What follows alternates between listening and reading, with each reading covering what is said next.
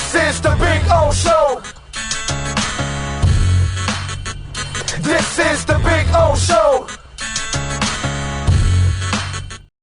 Right. There he is, locked and loaded and ready to go. And Bitcoin moving up. Let's go. Let's see if it continues to climb. My brother, how you doing? You doing good? Doing good, getting ready for the start of Miami spring practices next week. Back from vacation, working on a ton of stuff. So back in work mode, brother. All right. So I'm not going to worry as much about the O-line, right? But I am going to worry about some other positions, right? There's some other positions I might be a little concerned about. And I know that you signed a quarterback, but it still has to all kind of work out too. Like while you got a great prospect in there, still has to kind of, the Cam Ward thing went so beautifully and so smooth last year. It's hard to imagine that you're going to get act number 2. It's hard to live up to what Cam did. Yeah, I mean, you look at the quarterback position and the way Cam Ward made up for a lot of problem areas, right, on other parts of the field, particularly on defense, because that was the number one offense in the country. And so there were a lot of times Miami just outscored opponents, right? They just kept scoring as much as they could to pull out games. This coming season, things are going to be different. Carson Beck will be taking over, but he is not going to be healthy and available for the start of spring camp. So you're going to have a chance to really look at maybe the quarterback of the future, and does that guy really develop? Luke Nickel will be on campus. Is on campus. He'll be there for the start of spring ball. He is viewed as the future, I think, by most of the coaching staff. But there are other guys there: Judd Anderson, Emory Williams, who's still on the roster. Emory Williams hasn't left yet. So they will compete, and we will see who gets comfortable with really a young and inexperienced receiver group. People forget, Miami loses 6 of their top 7 receivers to the NFL or the transfer portal after last season, including Elijah Royal, their tight end. So we can talk about quarterback, but think about how easy life was when you had Xavier Restrepo and Jacoby George and Elijah Royal and all kinds of guys making plays for you. So that's going to be a big storyline. New quarterbacks, new receivers on the offensive side of the football. Yeah, that's, to me, that's some of the areas that I would be concerned about is receivers. And then on defense, man, holy crap. I'm going to be worried about that secondary once again. Mm-hmm. Yeah. Yeah, and really, you look at it from a talent perspective. I think Miami upgraded the most in the secondary through the transfer portal. I mean, you're getting 5 guys that are all really talented, highly coveted. Charles Brantley from Michigan State, Ethan O'Connor from Washington State, Zachariah Poyser from Jacksonville State, who was all conference, Emmanuel Carnley from Arizona, super talented kid, and then Xavier Lucas, who's considered the prize of them all, from Wisconsin. So you got 5 guys that are really talented that people consider, big time players. You bring them back with OJ Frederic, who was your freshman, from St. Thomas Aquinas, who started and was your best cornerback all season. You look to see what Damari Brown is going to do. He was hurt most of last season, but he's a guy that you hope develops into something really good for you in year 3. And then Zaquan Patterson, the really talented safety who was just a freshman last year.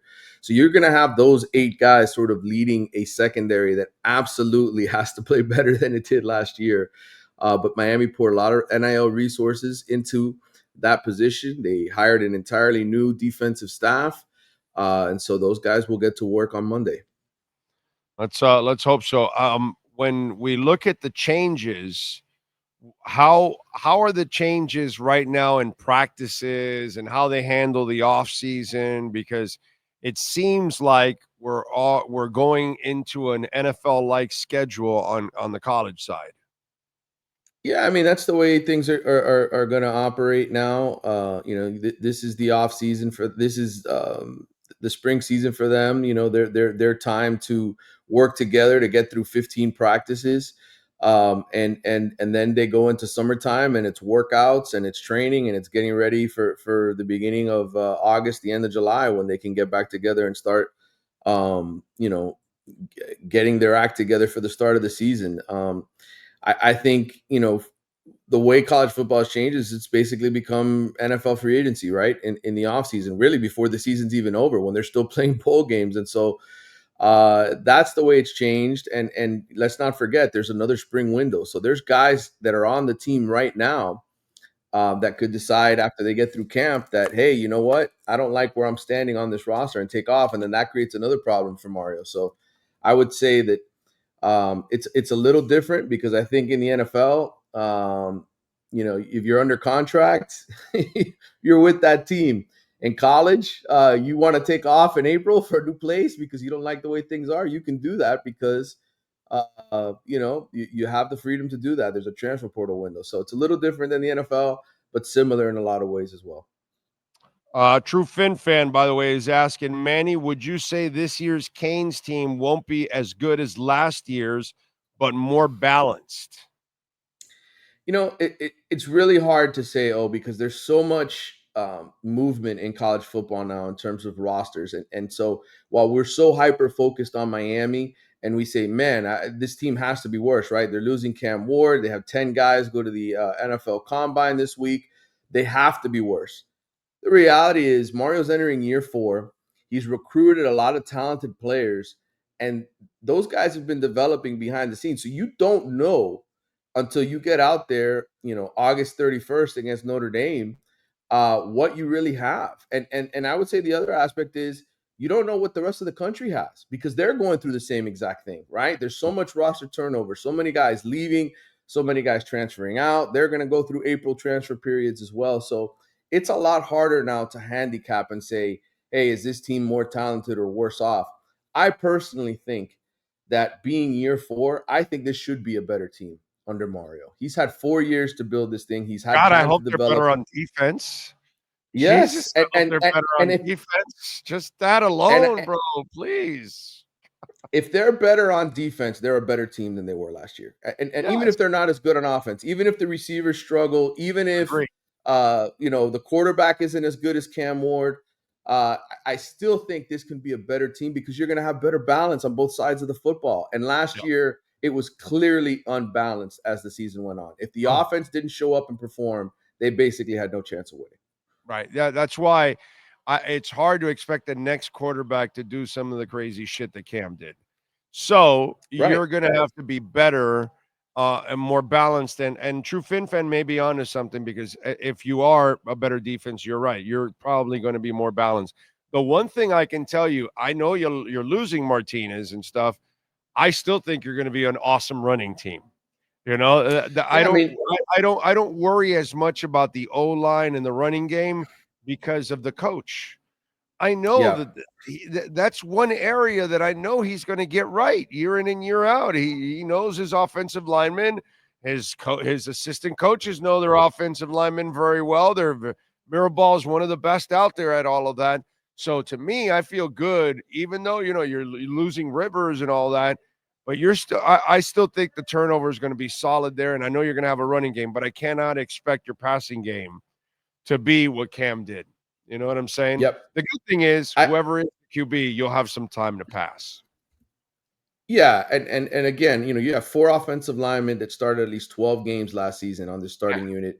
Your 5th guy is Markel Bell, who's an absolute monster giant, 6'8", 330 pounds, a long-ass wingspan. Like he started 5 games for you last year, wasn't always great, but again, player development. That's what this is about, right? It's taking the next step. And Mario has recruited that offensive line position well. So yes, there are guys that haven't played that position yet, but they're going to step up. And by the way, if I'm putting together a little story for next week, but if I were to give you what am I most concerned about going backwards, going from most concerned at the top backwards, number 1 for me is receiver. Number 2 would be quarterback because you still need to see that Carson Beck's elbow's okay. And if he can't go or something happens, who replaces him? Secondary would be next, only because they were so bad last season, but I got more faith in that. Yeah, because but I have more faith in it because of all the changes that they made there. To me, defensive line, you got 3 guys that are veterans back: Akeem Mesidor, David Blvd, the transfer from Louisiana Tech, and Ruben Bain, who we know was injured last year, didn't play his best. But you got a bunch of young guys that have to step up and elevate their game. So that's the next thing for me. And then kicker. Those are the top 5. And kicker only because Borregales was so damn good. anytime you replace that kicker, you're always like, man, who comes in? Well, Miami recruited well. They got Abram Murray waiting in the wings. So hopefully that kid steps in and doesn't have, a moment where he struggles, because I've seen that happen before too, right? Super talented, highly recruited kickers come in and all of a sudden they're missing kicks left and right. And you're just like, what's happening? So to me, those are the 5. I think everything else, linebacker, running back, offensive line, I'm super confident in those positions. I think Miami is really good there. Don't forget, folks, use our code BIGO10 at Caneswear, whether it's online at caneswear.com or in person, so you can get 10% off anything in the store. Big O10, you will get 10% off at Caneswear. And remember, online, if you order over $100, over $99, you will get free shipping. So Jeff and the boys will get that thing shipped out right away for you. So check it out there at caneswear.com.